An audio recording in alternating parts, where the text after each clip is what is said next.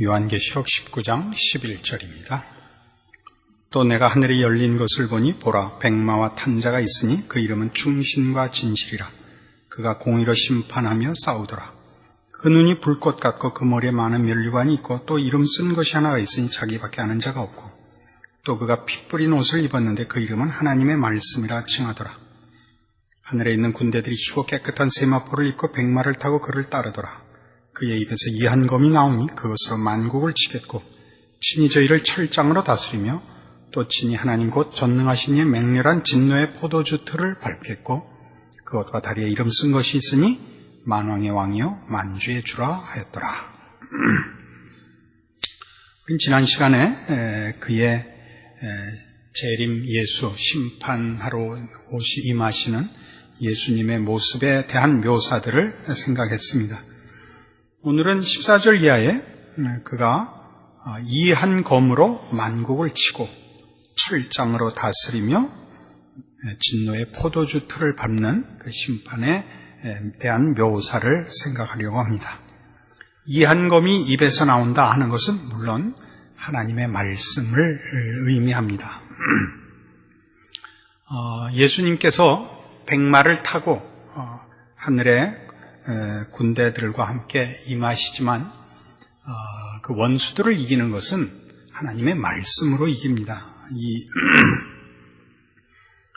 13절에도 그가 피 뿌린 옷을 입었는데 그 이름은 하나님의 말씀이라 칭하였고 또 이 대적들을 치며 격파하며 심판하는 것도 하나님의 말씀으로 하고 있습니다. 하나님의 말씀으로 적들을 심판한다는 것은 무슨 의미냐 하면 우리가 전투를 생각할 때 전쟁의 승리와 패배는 힘에 의해서 좌우되는 것입니다. 그런데 하나님의 말씀이 어떤 힘을 가지느냐? 하나님의 말씀만이 진리인 힘을 가집니다. 거짓된 것은 힘을 가질 수 없다는 의미입니다. 우리가 신앙생활을 할 때 늘 성경이 우리를 권면하며 우리에게 확인시키려고 하는 게 뭐냐면 세상의 헛된 것에 미혹되지 말라는 것이죠. 하나님의 말씀의 영원함에 여러분을 붙들어 매라는 권면을 받고 있습니다. 진리만이 영원하며 영원한 것만이 힘을 가집니다. 거짓된 것은 진리가 나타날 때 자기 자리에 설 수가 없습니다. 자기 자리를 가질 수가 없습니다. 그러니까 예수님께서 이 재림주로 심판자로 오셔서 하시는 심판의 그 근거와 기준과 힘이 뭐냐 할 때 하나님만이 온 우주 만물의 주인이시요 통치자이시라는 이 진리로 인하여 그의 심판권을 행사하며 그의 대적들을 격파하시는 것입니다. 우리가 이 종말에 대해서 생각할 때 늘 말하자면 미혹되지 않아야 되는 것이 뭐냐면 하나님께서 어떻게 기적적으로 또는 놀랍게 그 적들을 심판하시며 그의 백성들을 구하는가 하는 것이 무슨 드라마틱하게 자꾸 기대돼서는 안 됩니다. 그건 아예 분명한 다른 무엇으로 이렇게 말하자면 덧붙일 필요가 없고 재주를 부릴 필요가 없습니다. 왜요? 진리와 거짓의 싸움이다 하는 것입니다. 그러니까 신앙의 힘이 어디 있느냐? 진리된 것에 있습니다. 진리의 진리됨은 무엇으로 확인하느냐? 영원한 것으로 확인합니다. 그러나 잠깐 동안은 거짓된 것이 헛된 것들이 속이고 잠시 힘을 얻은 것으로 미혹하는 일이 있는 것이 신앙의 현실이요 이 세상의 환경입니다. 여기에 속지 마라 하는 것입니다. 철장으로 저희를 다스린다. 이건 이제 같은 심판의 내용을 하나님의 통치로 말미암는 그 진리의 심판을 여러 다른 모양으로 묘사하는 것입니다. 철장으로 다스린다. 예수님의 심판권의 이제 절대성을 얘기하는데 이것은 성경에 자주 등장하는 심판에 대한 묘사입니다. 같은 계시록 2장에도 이렇게 이미 이 묘사가 등장했었습니다. 계시록 2장 26절 두아디라 교회에 보낸 편지의 말미입니다. 이기는 자와 끝까지 내 일을 지키는 그에게 만국을 다스리는 권세를 주리니 그가 철장을 가지고 저희를 다스려 질그릇 깨뜨리는 것과 같이 하리라. 여기 그 묘사가 나왔었죠. 질그릇을 깨뜨리는 철장, 그러니까 철몽둥이로, 쇠몽둥이로 질그릇을 깬 것 같이 이렇게 완전한 심판을 묘사하는 것입니다. 시편 2편에 가보시겠습니까? 성경이 이 묘사를 얼마나 즐겨 썼는가 볼 수 있습니다. 시편 2편 9절입니다. 내가 철장으로 저희를 깨뜨리며 질그릇같이 부수리라 하시도다. 그 앞에 7절부터 보시면 분명하죠. 내가 영을 전하노라 여호와께서 내게 이르시되 너는 내 아들이라 오늘날 내가 너를 낳았도다. 내게 구하라 내가 열방을 유업으로 주리니 네 소유가 땅끝까지 이르리로다. 내가 철장으로 저희를 깨뜨리며 질그릇같이 부수리라 하시도다. 우리 주 예수 그리스도께 준 하나님께서 부여하신 심판의 권세와 그 심판권으로 인한 그 심판의 철저함을 묘사한 것입니다. 우리 다시 돌아와서 계시록 12장에도 다시 등장을 합니다.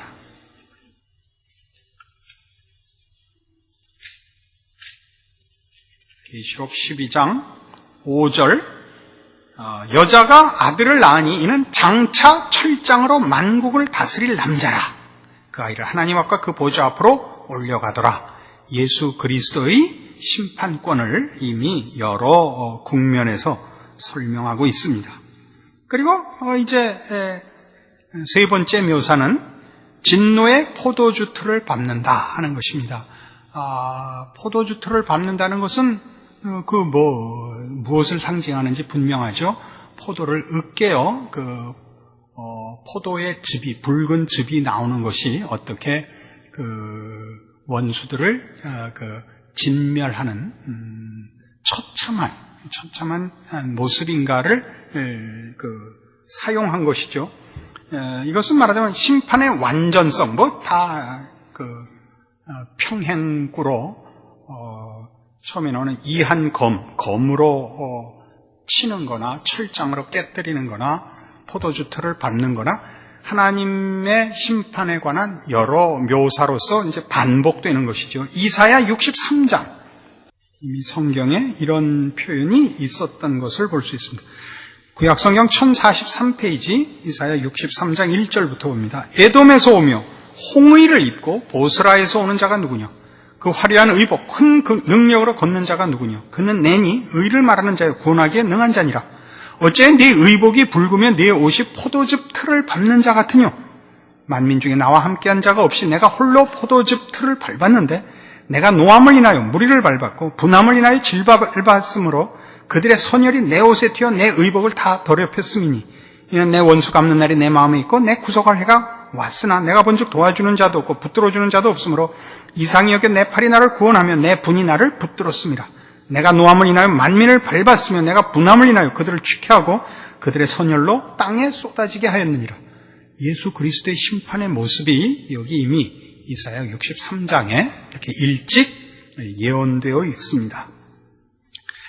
그런데 오늘 이 삼중적으로 반복 묘사된 이 예수 그리스도의 심판의 완전성, 절대성, 필연성들이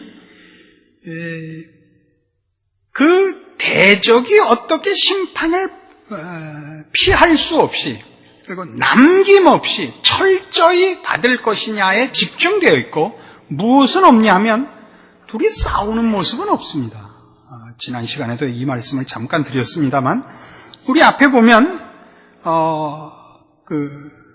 앞에 보기 전에 17절 이하에 또 내가 보니 한 천사가 해에 서서 공중에 나는 모든 새를 향하여 큰 음성으로 외쳐가라되 와서 하나님의 큰 잔치에 모여 왕들의 고기와 장군들의 고기와 장사들의 고기와 이런 고기를 먹으라. 이미 패배하여 시체가 된 대적들의 모습이 17절부터 나오고 둘 사이에 전투는 없습니다. 하나님을 대적하는 자들이 실제적인 권세를 가지고 대등하게 하나님을 반대하는 것이 아니라 저들의 반대하는 죄악됨과 거스르는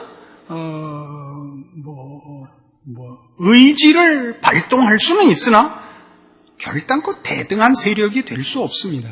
그래서 이 예수님과 저 대적들 사이의 전쟁이라는 것은 말하자면 적대적인 사이이기 때문에 전쟁이라는 말을 쓰고 있지 대등한 전투가 발생한다는 개념은 결단코 아닙니다. 그래서 14절에 있는 하늘에 있는 군대들이 희고 깨끗한 세마포를 입고 백마를 타고 그를 따르더라에 하늘에 있는 군대들은 군사들이 아니라 하나님의 백성들로 봅니다. 왜냐하면 그들이 희고 깨끗한 세마포를 입고 백마를 타고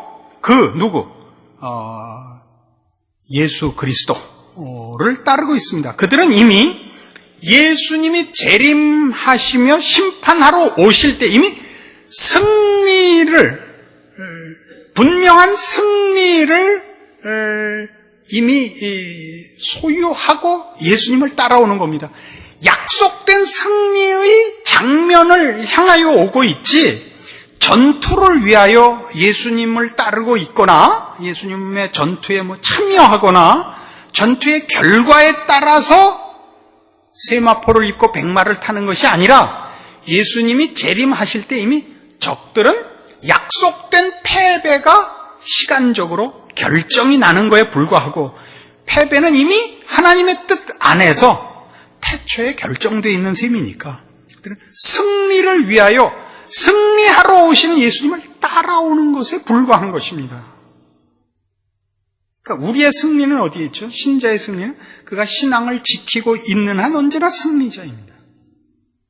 신앙을 놓치면 승리의 자리에서 글쎄요, 미끄러진다고 얘기할 수는 없지만 승리를 즐기지는 못하는 자리에 빠지는 거죠. 하나님의 백성들이 신앙을 잃을 때 승리의 기쁨을 놓칩니다. 다시 하나님께서 은혜를 베푸시고 분발케 하시고 회복시키셔서 이 신자의 빼앗길 수 없는 승리를 확복케 하는 것, 이것을 우리가 하나님께 늘 구해야 하고 그것으로 인하여 이 세상을 이겨야 합니다. 그래서 이 마지막 심판 장면에서 사도 요한이 그 초점을 두고 있는 것은 지금 말씀한 바와 같이 이 전쟁이 없다라는 사실과 이 싸움은 오직 예수 그리스도께서 오심으로써, 즉 예수님의 재림으로 완성되는 것이다. 그러니까 그 전에 우리가 이 세상에 평화를 가져오며 하나님 나라를 세우며 대적을 물리치는 일을 성도들이 세상의 지상 천국을 세우기 위하여 책임으로 갖고 있지 않습니다. 우리가 해야 하는 것은 우리 각자의 신앙을 지키는 싸움뿐입니다.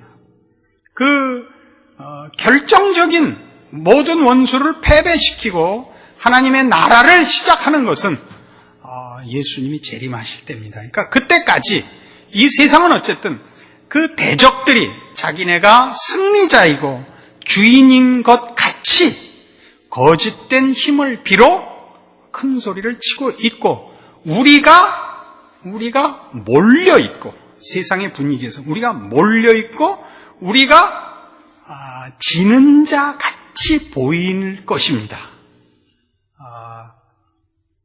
이 문제를 가지고 지난 우리 조찬 때 기독교라는 이름으로 또는 신앙이라는 이름으로 지상 천국을 만들려는 하나님의 통치가 정치적으로 확보되는 것을 요구하는 일은 하지 않는다라는 말씀을 드렸습니다. 우리는 마치 이 세상에 신자들이 거꾸로 새빵살이를 하는 형국이다라고 말씀드렸더니 내가 하장로님이라고 이름은 밝힐 수가 없는데 아니 우리가 주인이고 세상이 우리한테 새빵 드는 거 아닙니까? 라는 무식한 질문을 해오셨습니다. 이 세상은 어쨌든 사단을 가르쳐 이 세상 임금이라고 하고 지금 공중권세 잡은 자라고 하고 있습니다. 사단이 친히 예수님을 시험할 때 내게 절하면 만국을 다 주겠다라고 했습니다.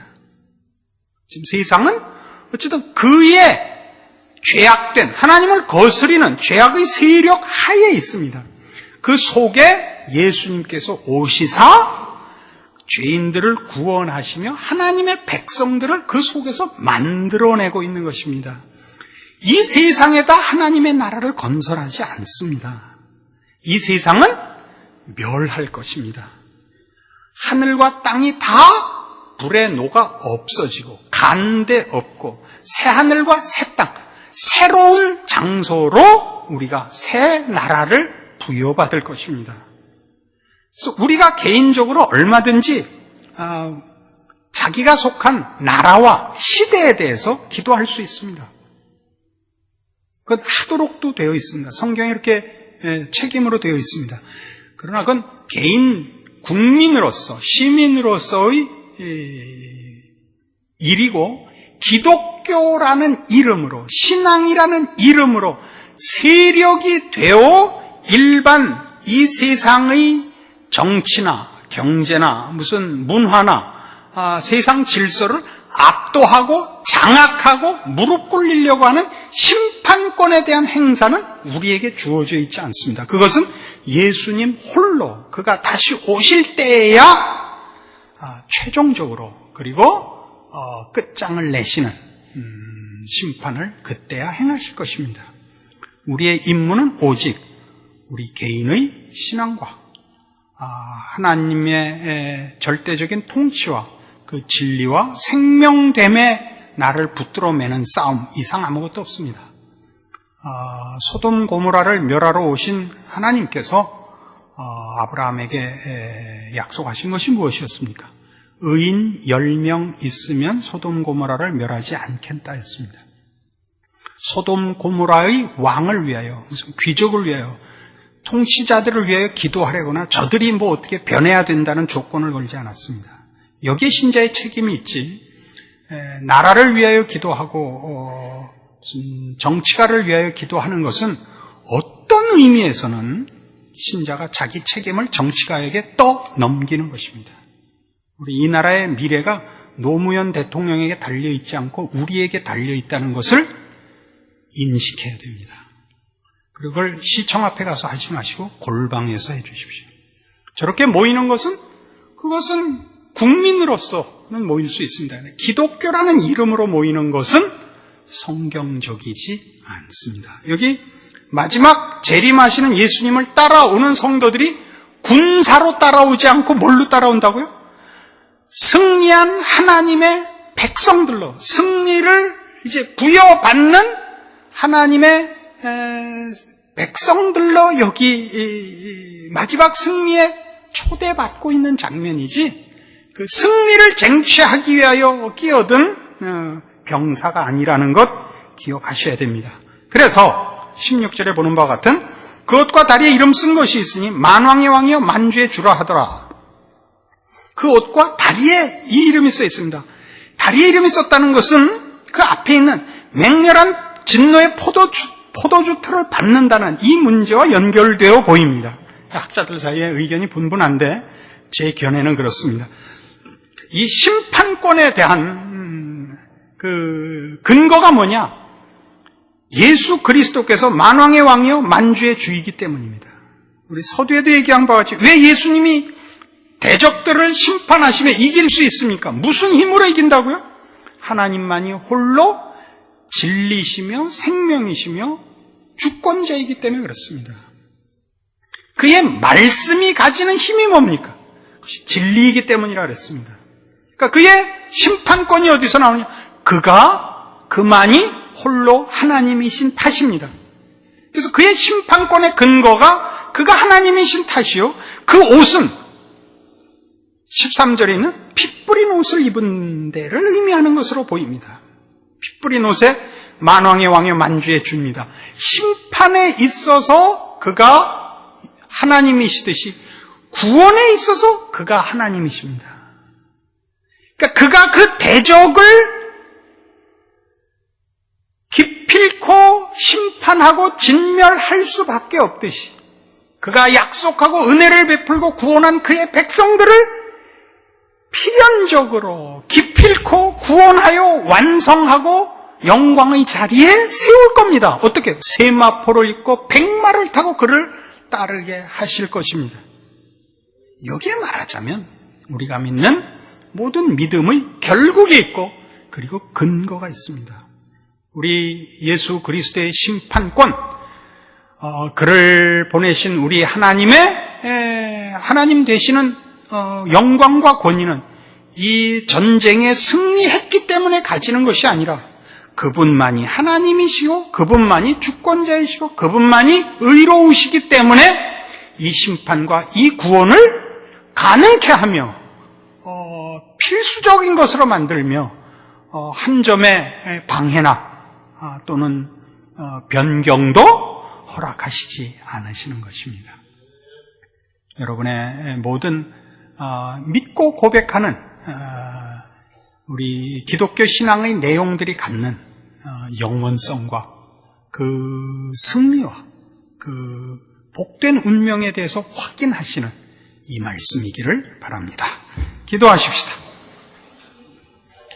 하나님 아버지 은혜를 감사합니다. 하나님께서 우리를 만나주셔서 우리로 하나님을 아버지라 부르게 하시며 그 아들 예수 그리스도 안에서 우리의 영원한 복된 구원과 운명과 승리와 영광을 확보하셨습니다. 우리는 늘 흔들리며 믿음을 지켜내지 못하지만 하나님이 우리를 향하여 가지신 은혜와 구원과 사랑과 그 인도하심은 영원한 것임을 믿기에 오늘도 말씀을 통하여 우리에게 확인하시는 하나님의 주권과 통치권과 그 복주심과 약속하심의 영원함과 운명을 확인하는 이 자리에서 다시 한 번 더 주 앞에 가진 우리의 고백들의 귀한 것을 확인합니다. 이 확인이 오늘을 사는 우리의 삶의 현장에서 신앙의 싸움의 현장에서 우리의 힘이 되게 하여 주시옵소서. 우리를 미혹하며 위협하며 우리를 속이는 간교한 세상의 모든 거짓된 것, 허황된 것, 그 모든 것에 우리 고개를 돌리고 우리를 사랑하사 그 아들을 주시며 온 우주 만물을 지으시고 나를 그 형상대로 만드시고 사랑하사 이제까지 함께 하시고 지키시고 말씀하시고 보호하시고 인도하신 우리 하나님 아버지께 나의 진심을 바치는 참다운 신앙의 헌신으로 우리의 인생을 살고 주 앞에 서는 복된 우리의 신앙의 승리가 있는 인생 되게 하여 주시옵소서. 예수님 이름으로 기도합니다. 아멘.